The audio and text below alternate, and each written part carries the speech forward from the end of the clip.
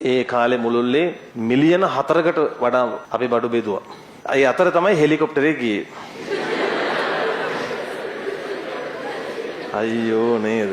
ඈ මිනිස්සු හොඳ කියන මිනිස්සු ඉන්නවා. ඒ අතරේ නරක කියන මිනිස්සු ඉන්නවා. කොත්මලේට මට යන්න උනේ පිට නැවත ලැබෙන පණවිඩ හින්දා. නැත්තම් මම ඊතරම රෂ් වෙන්නේ නැහැ ඒකට. ඔච්චර රිස්ක් එකක් ගන්නෙත් නැහැ ඒකට. මම දැනුවත්ව මම එහෙට යන තුරු වෙනත් හෙලිකොප්ටරයකින් බඩු ගෙනත් තිබුණේ නැහැ. අනිත් එක මම ගෙනිච්චේ කොට්ට මෙට්ට ඇඳ ඇතිරි ඒවා නෙමෙයි. බර වැඩි දේවලුත් නෙමෙයි. මම ගෙනිච්චේ බෙහෙත් වැඩිපුර. බෙහෙත් කියන වගේ බර අඩුයි ගෙනියන්න පුළුවන් ප්‍රමාණය වැඩි. එතකොට ඒකට මේ ප්‍රශ්න පත්‍ර දීලා තිබ්බා. ඇයි හෙලිකොප්ටර් එක ගියේ? ඔයාලා හිතන්නේ නාරම්බලෙන් ඔක ටේක් ඔෆ් කරලා කොත්මලේට යන්න කොච්චර වෙලා යන්න ඇද්ද? සාමාන්‍යයෙන් නාරම්බලේ ඉඳන් කුරුණෑගලට යන්නත් අවමේ විනාඩි 25ක් යනවා. කුරුණෑගල ඉඳන් නුවරට එන්න අවමේ පැයක් යනවා. හරිද? නමුත් ඒ වෙලේ ගලගෙදර සම්පූර්ණයෙන්ම නාය ගිහින් ඔය ගස් වැටිලා අරවා මේ ඔක්කොමත් හින්දා අය 4ක විතර බ්ලොක් එකක් තිබ්බා. නුවරට ලේසියෙන් එන්න බෑ. එතනින් කොත්මලේට ඊට වඩා බ්ලොක්. ඔක ගොඩබිමෙන් ගියා නම් පැය ගානක එකක්.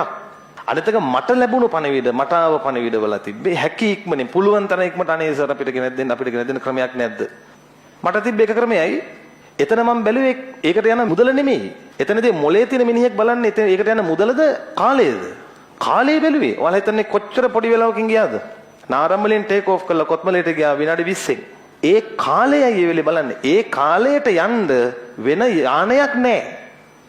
ඔය කියන කට්ටියට මොකක් හරි ක්‍රමයක් මට දෙන්න තිබ්බනම් මම යනවා ඒක නැගලා. වෙන එකක් නැහැ. එතකොට මම පෞද්ගලික මුදලින් ඒ හෙලිකොප්ටර් එක අරගෙන ගියා. ඒකෙන් මම රජයට යම් ප්‍රමාණයක් ඉතිරි කරලා දුන්නා. දැන් කියනවනේ ඒ මුදලින් වෙන වැඩක් කරන්න තිබුණා. ඒ මුදලින් වෙන වැඩක් කරපුවාම හෙලිකොප්ටර් යන්නේ කොහොමද? මම එතෙන්ට යනකොට තමයි දන්නේ ඉන්දියන් හෙලිකොප්ටර් එකක් එතෙන්ට එන්න නියමිතයි කියලා. ඒක තමයි අර ආමි එකේ කට්ටිය ඇවිත් හිටියේ. මම දන්නේ එහෙම එකක්. මම ගිහින් බඩු ටික දීලා එන්න ආවේ.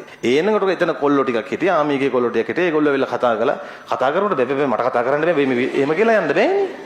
දැන් මම යනකොට මට උදව්වට කෙනෙක් කරගෙන යන්න බෑ. මම බැලුවා මගේ ළඟ ඉන්න ඔක්කොම 6-4 කට්ටිය. හරිද? හෙලිකොප්ටරේට බර අඩු එකෙක් පටව ගන්න ඕනනේ. කැමරා කරන්නත් පුළුවන් වුණොත් තවත් වටිනවා.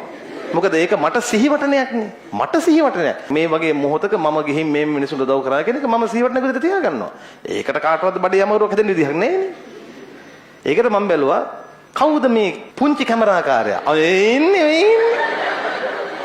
දැන් ඌගෙත් බර බලලා මගේ බරත් කැල් කරලා හෙලිකොප්ටරේ බරත් කැල් ඔක්කොම කැල් කරලා කට්ටිය දාලා කිලෝ මෙච්චරයි කියන උප්පත්තියෙන් කුහකේ. පස්සේ කාලේ කාවේවත් නෙමෙයි උපතින් ඇවිත් තියෙන්නේ. මම හිතන්නේ පරම්පරාවෙන් එන්නේ ඇත්තේ. ඊට පස්සේ මගෙන් අහලා තිබේ මේ මොනවද අහලා නැත්තේ. ගිහිල්ලා නළු පාට් එකක් දාලා ආවා. ඇත්තම කතාව මම නියතමානී වුණත් මං ඇන්දේ කලිසමක් සපත්තු දෙකක් දැම්මා ටී-ෂර්ට් එකක් දැම්මා ජැකට් එකක් දැම්මා මොකද ඒ වෙලේ පොඩ්ඩක් වහිනවත් එක්ක අනිත් එක සීතයි අනිත් එක මං අර සන්ග්ලාස් එක දාලා ඔය ඇඳුම් පැළඳුම් ටික ඇඳගෙන බැස්සේ ආයෙ විශේෂ නළුකමක් කරේ නැහැ ඉතින් එහෙම බැස්සාම නළුවෙක් වගේ පේනව නැහැ ඉතින් මට කරන්න දෙයක්වත් නැහැ ඉතින් කියන දේ කියන්නේ ඉතින් මම පිළිගන්නවා සැලියුට් එකක් වල නිකන් යනකොට යාළුවන්ට පොඩි සැලියුට් එකක් යනවා මචං කියලා ගහලා නේද අපිත් පොඩි ෆෝසස් එහෙම කොල්ලෝ හම්බුණා අපිටත් පොඩි අභිමානයක් තියෙනවා අපේ රටේ කොල්ලෝ රණවිරු ඒතර අපිත් පොඩි දන්න විදිහට දන්නේ නැද්ද මෙහෙම එකක් දානවාද මෙහෙම කරන්න බෑනේ ඒකටත් කතා කියලා හරිද මේ හරි කරදරයක් වුණානේ හොඳ මේක එතන ඉන්න මිනිස්සු රවුම් කරලා අහලා එන්න බැරි නම් මේගොල්ලෝ කොහමද ආවේ ත්‍රිවිල් එකක් රවුම් කරලා පෙන්නලා මේ ත්‍රිවිල් එක කොහමද ආවේ ඒ තමයි මේ කොත්මලේ ගමේ මිනිස්සු ඊට කලින් ඒ ගම ජනාවාස කරන වෙලාවනේ තිබ්බේ. ඒ තමයි කොත්මලේ මිනිස්සු. ඒතර ආමිකේ කට්ටිය පෙන්නලා අහලා මේගොල්ලෝ කොහමද ආවේ? ඒක අහන්න ඕන කාගෙන්ද? ඒක අහන්න ඕන ආමිකේ අයගෙන්. දැන් මිනිස්සුන්ට යන්න බැරි මේ පැති වලට යන්න ගිහිල්ලා ඒ සේවය කරන්නේ ආමිකේ කට්ටිය. එතන හිටියා පොලිස් ඔෆිසර් කෙනෙක්. ඒගොල්ලෝ ඒ කොත්මලේ පොලිසිය. මං කොහොමද දන්නේ? මට වැඩක් දණික. හෙලිකොප්ටර් එක ලෑන්ඩ් කරනකොට කැමරා කට්ටිය කොහොමද හිටියේ කියලා අහනවා. ඒ හෙලිකොප්ටරේ ලෑන්ඩ් වෙන්නේ නාරම්මල. ඒ සීන් එක නාරම්මල සීන් එකක්. ඒක කට් කරලා අරගෙන එඩිට් කරද්දි ලස්සනට හදලා. ආයෙ පොඩ්ඩක් බලන්න ඕන ඔය කමෙන්ට් කරන මැක්ටෝ මේ ඉඳගෙන බලන්න එපා මොලේ තැන්ලා ඉඳ හිටගෙන බලන්න වීඩියෝ එක. ඒක මෝඩයිනේ මේ නාරම්මල සිද්ධියක්. තව එකක් අහලා තිබ්බ මේ ජීප් ටික කොහොමද ඒකට කොත්මලේට ආවේ කියලා. කොත්මලේ නෙමෙයි ඒක නාරම්මලට ආවේ. හෙලිකොප්ටර් එක නාරම් වලට ආපු නිසා ඒක ළඟට බඩු ගේන්න ගෙනාවා ජිප් ටික. ගෙනල්ලා බඩු ටික හෙලිකොප්ටරේට පටවගෙන මම හෙලිකොප්ටරේ ආවා. ජිප් ටික ගෙනාවේ නැහැ. ඒවා තිබ්බ පල්ලෙහා මම දැක්කා. අර එකෙක් දාලා තියෙන මුතුගලගේ ධනය රජයට පවරාගත යුතුයි. තකින් හිඟන්න තු. හිඟන්න. අපිත් CT100 එකේ නුවරෙන කාලේ ලස්සන වාහන දැක්කා. හැබැයි ජීවිතේට හිතුවේ නෑ මේකගේ සල්ලි අපි ගන්න ඕන කියලා. මට හිතුනේ මේ වගේ වාහනයක් මම ගන්නවා කියලා. වෙනද හිඟන්නෙක්ගේ මොලේ තියෙන එකගේ වෙනස? මුන් තනිකර මුන් ඔන්ලයින් හිඟන්න. මුන් ඔන්ලයින් ඇවිල්ලානේ මේව ගහන්නේ. යපුම් මානසිකත්වෙන්නේ තියෙන්නේ. මේ කුහකකම මේ මෝඩකම අනිත් එක මේ අර දැන් එයාපෝට්ස් තියෙන්නේ කනට ගහගන්න. හරිද? ඒකට පොඩි පවුච් එකක් තියෙනවනේ ඉනේ දාගෙන යන්නේ. ඒක රවුන්ඩ් කළා මෑන් ගහලා මේක හෙලිකොප්ටර් එකේ යතුරුද?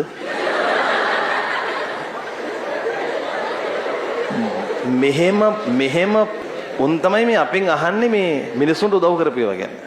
එතන බලන්න ඕන ළමයි යන කාලය. ඒ අඩු කාලයක් ඇතුළත ඒ වගේ අත්‍යවශ්‍ය ද්‍රව්‍ය ටිකක් ගෙනහෙන් දෙන්න වෙන කිසිම ක්‍රමයක් නැහැ. ඕකගේ යනවා මිසක්.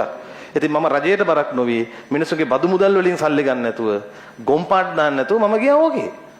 මම ගිහලා කරලා ආවා. අනිත් එක මගෙන් අහලා මිනිස්සුන්ට අත වෙන්නේ ඇයි? අත වනන්න නැතුව මොකද්ද වනන්නේ මම? අත වනාගෙන ආවා. අන්තිමට අහනවා මේ මොකද්ද? දේශපාලනයට එනවා. දේශපාලනයට එන්න ඕන. යකෝ දේශපාලනයකට එන්න මම බෙහෙත් අරගෙන කොත්මලේ යන්න ඕනද? ඔය මාත්‍රකාවට දාලා ඕන මිනිහෙකුට මට ගියේ ඒක. ඕන කෙනෙකුට මට ගියේ. අවසාන වශයෙන් කියලා තිබ්බා මුතුගල මේ කරන්නේ මාකටිං නම හදා ගන්න. එහෙමයි මට මාකට් කරන්න ඕනේ නැහැ. ලංකාවේ ලොකුම බයෝපන්තිය මට තියෙන්නේ. අවුරුද්දකට තනි ගුරුවරයෙක්ගෙන් වැඩිම මෙඩිසින් යන ප්‍රමාණය යන්නේ මගෙන්. අවුරුදු 31කින් වයඹට අයිලන්ඩ් ෆස් වෙනවා. ආය අමුතෙන් මාකටිං කරන්න දේවල් මට ඕනේ නැහැ. ඔය තියෙන හිතේ කුහකකම අඳුන ගන්න ඕන ඕක. ඊර්ෂ්‍යාකාර කුහකකම තමයි රට මෙච්චර ජරා තත්ත්වයකට ඇදලා දැම්මේ. ඒ නිසා කවුරු හරි ඥාතියෙක් හරි ඉන්නවා නම් ඔය වගේ අපතෙක් මේ උත්තර ටික දෙන්න. අනිත් එක මට දේශපාලන ලේබල් අලවන්න එපා කියන්නේ. මේ ටියුෂන් කරන්නේ උන් දෙන්නේ තුන් දෙනෙකුත් කියනවා. මුතුගල සර්ට මේ හෙලිකොප්ටර් යන්න නැතුව මේ මුදල දෙන්න තිබ්බා. ඉතින් ඒ වගේ පොඩි වෙලාවකට උදව් කරලා බලහල්ලකෝ ගිහින්. මිනිස්සු එහෙම දුක් ගැනවිල්ලක් කියනකොට ඒකට සංවේදී වෙලා. ඒ වෙලාවට කට වහගෙන ඉන්නවා. තමන් ළඟ තියෙන 1 රුපියලක් හොලවන්නේ. කරන එකට තමයි කියන්නේ. තව දෙයක් අපි ළමයි බර ගානකට ෆ්‍රී කාඩ් දුන්නා. මේ ප්‍රශ්නෙන් පීඩාවටපත් වෙච්ච ගෙවල් පිටින් නායකයෙක් ළමයි හිටියා. පොත්පත් ටික නැති ළමයි ඉන්නවා. මම දැන් ඊයේත් කෑගල්ලේ පන්ති ඇතුළට ගියේ එළියේ හම්බෙච්ච ළමයෙක්ට ඒ දුක් ගැනවිල්ල අහලා ෆ්‍රී කාඩ් එක දීලා. ඒ අතරේ ඔය ප්‍රශ්න වලට මුණ පාපු හැම ළමයෙකුටම ෆ්‍රී කාඩ් දෙනවා ගැටලුවක් නැහැ ඇවිල්ලා ඒවා සනාථ කරලා ඒක ඉල්ල ගන්න.